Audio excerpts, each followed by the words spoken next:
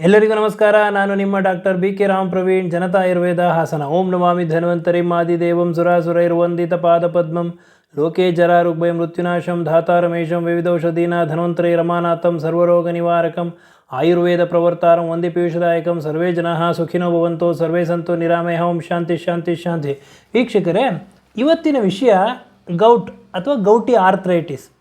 ಇದನ್ನು ಆಯುರ್ವೇದದಲ್ಲಿ ಸಾವಿರಾರು ವರ್ಷಗಳ ಹಿಂದೆ ನಮ್ಮ ಆಚಾರ್ಯ ಚರಕಾಚಾರ್ಯರು, ಸುಶ್ರುತ ಆಚಾರ್ಯರು ಹೇಳಿದ್ದಾರೆ. ಇದನ್ನು ವಾತರಕ್ತ ಅಂತ ಕರೀತಾರೆ. ವಾತರಕ್ತ ಅಂತಂದರೆ ದೇಹದಲ್ಲಿ ವಾಯು ವಿಕೋಪ ಆಗಿ ರಕ್ತ ವಿಕೋಪ ಆಗಿ ಆಗ್ತಕ್ಕಂಥ ಒಂದು ಕಾಯಿಲೆ, ಸಮಸ್ಯೆಗೆ ವಾತರಕ್ತ ಅಂತ ಕರೀತಾರೆ. ಇದೊಂದು ಇನ್ಫ್ಲಮೇಟರಿ ಆರ್ಥ್ರೈಟಿಸ್, ಇದೊಂದು ಆರ್ಥ್ರೈಟಿಸ್. ಇದರಲ್ಲಿ ಏನಿರ್ತದೆ ಅಂದರೆ ಪ್ರಮುಖವಾಗಿ ನೋವಿರ್ತದೆ. ಗೌಟಿ ಆರ್ಥ್ರೈಟಿಸಲ್ಲಿ ಯಾವ್ಯಾವ ರೀತಿ ಅದು ಆಗ್ತದೆ, ಅದಕ್ಕೆ ಕಾರಣ ಏನು, ಅದರದ ಲಕ್ಷಣಗಳೇನು, ಅದಕ್ಕೆ ಯಾವ ರೀತಿ ಒಂದು ಟೆಸ್ಟ್ಗಳನ್ನ ನಾವು ಮಾಡಿಸ್ಬೇಕು ಅನ್ನೋದನ್ನು ಇವತ್ತಿನ ಸಂಚಿಕೆಯಲ್ಲಿ ತಿಳಿಸ್ಕೊಡ್ತೀನಿ. ಆಚಾರ್ಯ ಚರಕ ಆಚಾರ್ಯರು ಈ ವಾತರಕ್ತ ಅಥವಾ ಗೌಟಿ ಆರ್ಥ್ರೈಟಿಸ್ನ ಸ್ವತಂತ್ರ ವ್ಯಾಧಿ ಅಂತ ಹೇಳಿದ್ದಾರೆ. ಸುಶ್ರುತ ಆಚಾರ್ಯರು ಇದನ್ನು ವಾತವ್ಯಾಧಿ ಅಂತ ಹೇಳಿದ್ದಾರೆ. ಅಂದರೆ ನಮ್ಮ ದೇಹದಲ್ಲಿ ವಾಯು ವಿಕೋಪ ಆದಾಗ, ರಕ್ತ ವಿಕೋಪ ಆದಾಗ ಈ ಒಂದು ಕಾಯಿಲೆ ಉತ್ಪತ್ತಿ ಆಗ್ತದೆ. ವಾಯು ಯಾವಾಗ ವಿಕೋಪ ಆಗ್ತದೆ ಅಂತಂದರೆ ಅತಿಯಾದ ಒಂದು ಕಹಿ ಹಾಗೂ ಖಾರ ಇರ್ತಕ್ಕಂಥದ್ದು, ಅದು ಕಷಾಯ ಇರ್ತಕ್ಕಂಥ ಆಹಾರ ಪದಾರ್ಥಗಳನ್ನ ಅತಿಯಾಗಿ ಸೇವನೆ ಮಾಡೋದ್ರಿಂದ, ಹುಳಿ ಉಪ್ಪು ಇರ್ತಕ್ಕಂಥ ಆಹಾರ ಪದಾರ್ಥಗಳನ್ನ ಅತಿಯಾಗಿ ಸೇವನೆ ಮಾಡೋದ್ರಿಂದ, ಹಾಗೂ ಬೆಳಗಿನ ಜಾವ ಒಂದು ನಿದ್ದೆ ಮಾಡೋದ್ರಿಂದ, ರಾತ್ರಿಯಲ್ಲೇ ಎದ್ದಿರೋದ್ರಿಂದ, ಅತಿಯಾದ ಮದ್ಯಪಾನ, ಈ ಥರ ಎಲ್ಲ ಒಂದು ಆಹಾರದಲ್ಲಿ ವಿಹಾರದಲ್ಲಿ ವ್ಯತ್ಯಾಸ ಆಗೋದ್ರಿಂದ ದೇಹದಲ್ಲಿ ವಾಯು ವಿಕೋಪ ಆಗ್ತದೆ. ವಾಯು ವಿಕೋಪ ಆದಾಗಿಂದ ಅದು ದೇಹದಲ್ಲೆಲ್ಲ ಸಂಚರಣೆ ಮಾಡಿ ರಕ್ತದ ಜೊತೆ ಮಿಶ್ರಣ ಆಗಿ ರಕ್ತವನ್ನು ದೂಷಿಸ್ತದೆ, ರಕ್ತವನ್ನು ಕೆಡಿಸ್ತದೆ. ತದನಂತರ ಅದೇನಾಗ್ತದೆ ಅಂದರೆ ಕಾಲಿನಲ್ಲಿ, ಹೆಬ್ಬೆರಳಿನಲ್ಲಿ, ಪ್ರಮುಖವಾಗಿ ಕಾಲಿನ ಹೆಬ್ಬೆರಳಲ್ಲಿ ಅದು ಶೇಖರಣೆಯಾಗಿ ನೋವುನ್ನುಂಟು ಮಾಡ್ತದೆ. ಊತ ಇರ್ತದೆ, ಡಿಸ್ಕಲರೇಷನ್ ಇರ್ತದೆ, ಬಣ್ಣ ಚೇಂಜ್ ಆಗಿರ್ತದೆ, ಅಲ್ಲಿ ಸ್ವಲ್ಪ ಬಿಸಿ ಇರ್ತದೆ. ಇದಕ್ಕೆ ವಾತರಕ್ತ ಅಂತ ಕರೀತಾರೆ. ಈ ಒಂದು ಗೌಟಿ ಆರ್ಥ್ರೈಟಿಸಿಗೆ ಪ್ರಮುಖ ಒಂದು ಕಾರಣ ಏನು ಅಂತಂದರೆ ಮಾನೋಸೋಡಿಯಂ ಯೂರೇಟ್ ಮಾನೋಹೈಡ್ರೇಟ್, MSU ಕ್ರಿಸ್ಟಲ್ಸ್ ಅಂತಂದರೆ ನಮ್ಮ ದೇಹದಲ್ಲಿ ಯೂರಿಕ್ ಆ್ಯಸಿಡ್ ಲೆವೆಲ್ ಜಾಸ್ತಿ ಆದಾಗ ಹಾಗೂ ಯೂರಿಕ್ ಆ್ಯಸಿಡ್ ದೇಹದಿಂದ ಎಕ್ಸ್ಕ್ರಿಷನ್ ಹೊರಗಡೆ ಹೋಗ್ದಲೇ ಇದ್ದಾಗ ಇದು ಜಾಯಿಂಟ್ಸ್ಗಳಲ್ಲಿ ಹೋಗಿ ಸೇರ್ಕೊಳ್ತದೆ. ಜಾಯಿಂಟಲ್ಲಿ ಅದು ಪ್ರಮುಖವಾಗಿ ಕಾಲಿನ ಜಾಯಿಂಟ್ಗಳಲ್ಲಿ, ಕಾಲಿನ ಹೆಬ್ಬೆರಳಿನಲ್ಲಿ ಪ್ರಮುಖವಾಗಿ ಸೇರ್ಕೊಳ್ತದೆ. ತದನಂತರ ಅಲ್ಲಿ ಊತ ಇರ್ತದೆ, ಬಿಸಿ ಇರ್ತದೆ, ರೆಡ್ನೆಸ್ ಇರ್ತದೆ, ಡಿಸ್ಕಲರೇಷನ್ ಆಗಿರ್ತದೆ, ಹಾಗೂ ಸೂಜಿಲಿ ಚುಚ್ಚಿದಂಥ ನೋವಿರ್ತದೆ. ಇದು ಕ್ರಮೇಣ ಎಲ್ಲ ಬೆರಳುಗಳಿಗೂ ಹರಡಬಹುದು. ಹೆಚ್ಚಾಗ್ತಿದ್ದಂಗೆ ಆ್ಯಂಕಲ್ ಜಾಯಿಂಟು, ನೀ ಜಾಯಿಂಟ್ಗೂ ಹರಡಬಹುದು. ಯಾವಾಗ ಈ ಸೈನೋವಿಯಲ್ ಜಾಯಿಂಟ್ಸ್ ಅಂತಂದರೆ ಈ ಸೈನೋವಿಯಲ್ ಫ್ಲೂಯಿಡ್ ಇರ್ತಕ್ಕಂತಹ ಜಾಯಿಂಟ್ಸ್ಗಳಲ್ಲಿ ಇದು ಹೋಗಿ ಶೇಖರಣೆ ಆಗ್ತದೋ, ಬ್ಲಡ್ಡಲ್ಲಿ ಯೂರಿಕ್ ಆ್ಯಸಿಡ್ ಲೆವೆಲ್ ಜಾಸ್ತಿ ಆಗ್ತದೋ ಅಂಥ ಒಂದು ಸಂದರ್ಭದಲ್ಲಿ ಈ ಒಂದು ಗೌಟಿ ಆರ್ಥ್ರೈಟಿಸ್ ಆಗ್ತದೆ. ಇದರಲ್ಲಿ ವಿಪರೀತ ನೋವಿರ್ತದೆ.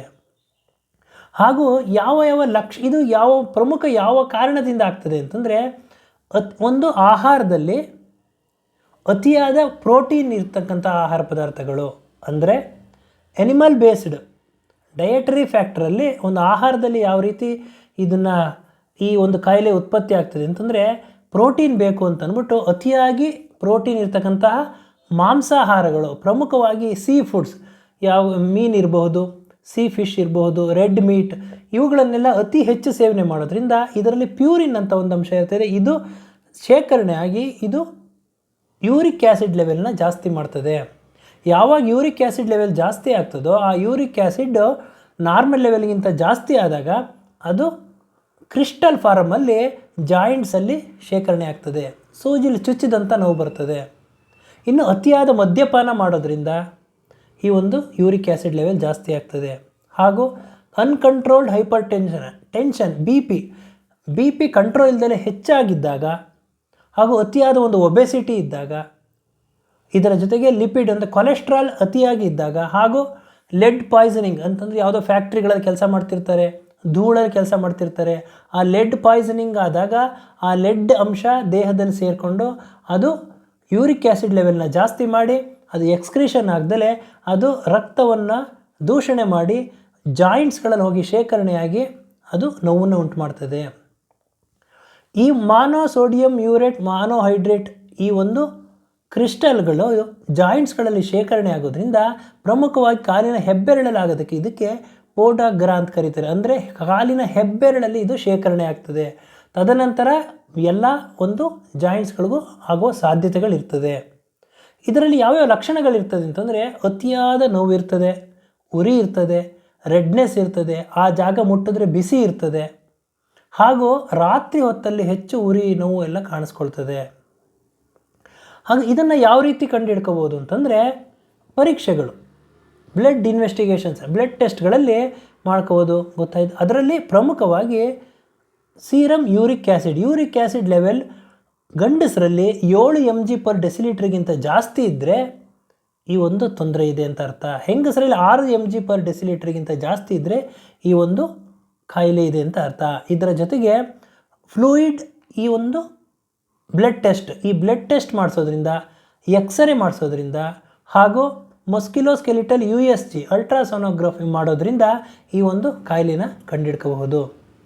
ಈ ಒಂದು ಕಾಯಿಲೆನ ಸಾವಿರಾರು ವರ್ಷಗಳ ಹಿಂದೆ ಆಚಾರ್ಯರು ವಾತರಕ್ತ ಅಂತ ಒಂದು ಹೆಸರಲ್ಲಿ ಹೇಳಿದ್ದಾರೆ. ಯಾವಾಗ ದೇಹದಲ್ಲಿ ವಾಯು ವಿಕೋಪ ಆಗ್ತದೋ, ರಕ್ತ ವಿಕೋಪ ಆಗ್ತದೋ, ಎರಡು ಮಿಶ್ರಣ ಆಗಿ ಕಾಲಿನ ಒಂದು ಬೆರಳುಗಳಲ್ಲಿ ಸಣ್ಣ ಸಣ್ಣ ಜಾಯಿಂಟ್ಸ್ಗಳಲ್ಲಿ ಹೋಗಿ ಇದು ಶೇಖರಣೆ ಆಗ್ತದೆ. ಅತಿಯಾದ ಒಂದು ಪ್ರೋಟೀನ್ ಇರ್ತಕ್ಕಂಥ ಆಹಾರ ಪದಾರ್ಥಗಳನ್ನ, ಅದು ಪ್ರಮುಖವಾಗಿ ಎನಿಮಲ್ ಬೇಸ್ಡ್ ಮಾಂಸಾಹಾರಗಳು ಅತಿಯಾಗಿ ಸೇವನೆ ಮಾಡೋದ್ರಿಂದ, ಡ್ರಿಂಕ್ಸ್ ಮಾಡೋದ್ರಿಂದ, BP ಕಂಟ್ರೋಲ್ ಇಲ್ಲದಲ್ಲೇ ಇರೋದ್ರಿಂದ, ಒಬೆಸಿಟಿ ಇದ್ದಾಗ, ಈ ಎಲ್ಲ ಒಂದು ಲೆಡ್ ಪಾಯ್ಸನ್ ಇದ್ದಾಗ, ಈ ಎಲ್ಲ ಒಂದು ಕಾರಣಗಳಿಂದ ಈ ಒಂದು ಯೂರಿಕ್ ಆ್ಯಸಿಡ್ ಲೆವೆಲ್ ಜಾಸ್ತಿ ಆಗ್ತದೆ.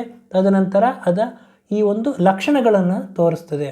ಆದ್ದರಿಂದ ಇವತ್ತಿನ ಈ ಒಂದು ಸಂಚಿಕೆಯಲ್ಲಿ ಗೌಟ್ ಅಥವಾ ಗೌಟಿ ಆರ್ಥ್ರೈಟಿಸ್, ಇದನ್ನು ಇನ್ಫ್ಲಮೇಟರಿ ಆರ್ಥ್ರೈಟಿಸ್ ಅಂತಲೂ ಕರೀತಾರೆ, ಇದು ಯಾವ ರೀತಿ ಆಗುತ್ತೆ ಅಂತ ತಮಗೆ ತಿಳಿಸ್ಕೊಟ್ಟಿದ್ದೀನಿ.